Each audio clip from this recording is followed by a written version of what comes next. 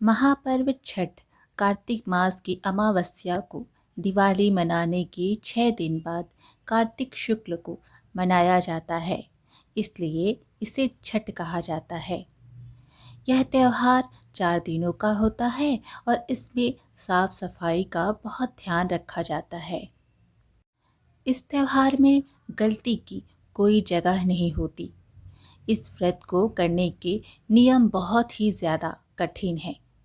इस वजह से इसे महापर्व और महाव्रत के नाम से संबोधित किया जाता है।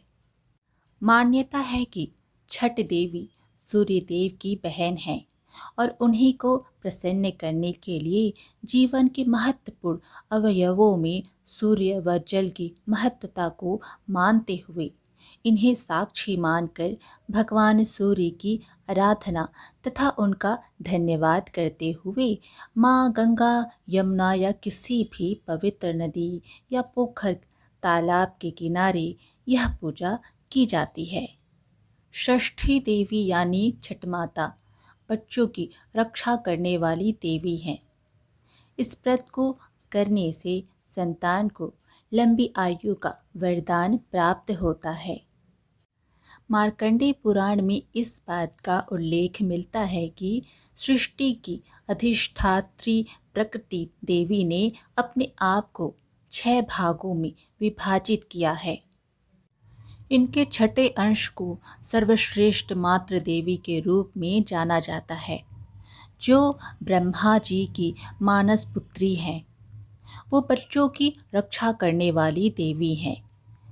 कार्तिक मास के शुक्ल पक्ष की षष्ठी को इन्हीं देवी की पूजा की जाती है।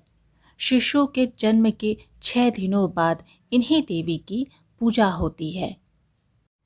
इनकी प्रार्थना से बच्चे को स्वास्थ्य, सफलता और दीर्घायु होने का आशीर्वाद प्राप्त होता है। पुराणों में इन्हीं देवी का नाम कात्यायनी बताया गया है, जिनकी नवरात्रि की षष्ठी तिथि को पूजा जाता है।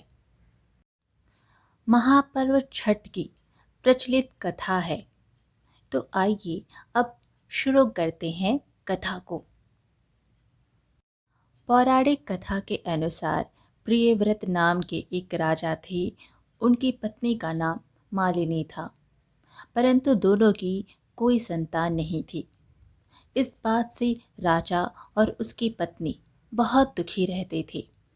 उन्होंने एक दिन संतान प्राप्ति की इच्छा से महर्षि कश्यप द्वारा पुत्रेष्टि यज्ञ भी करवाया। इस यज्ञ के फलस्वरूप रानी गर्भवती हो गई। 9 महीने बाद संतान सुख को प्राप्त करने का समय आया तो रानी को मरा हुआ पुत्र प्राप्त हुआ। इस बात का पता चलने पर राजा को बहुत दुख हुआ। संतान शोक में वह आत्महत्या का मन बना लिया। परंतु जैसे ही राजा ने आत्महत्या करने की कोशिश की, उनके सामने एक सुंदर देवी प्रकट हुई। देवी ने राजा को कहा कि मैं षष्ठी देवी हूँ। मैं लोगों को पुत्र का सौभाग्य प्रदान करती हूँ।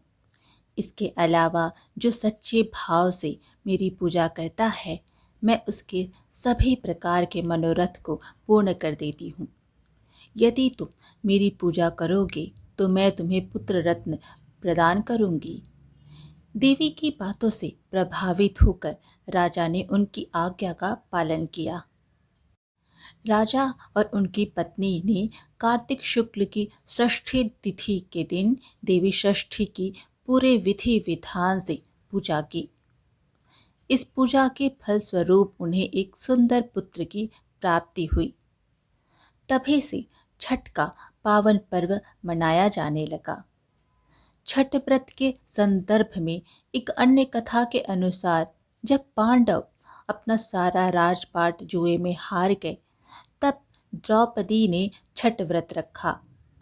इस व्रत के प्रभाव से उनकी मनोकामनाएं पूरी हुई तथा पांडव को राजपाट वापस मिल गया।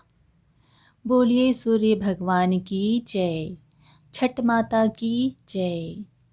इस प्रकार आज की कथा यहीं पर समाप्त हुई। फिर मिलेंगे एक और धार्मिक कथा के साथ।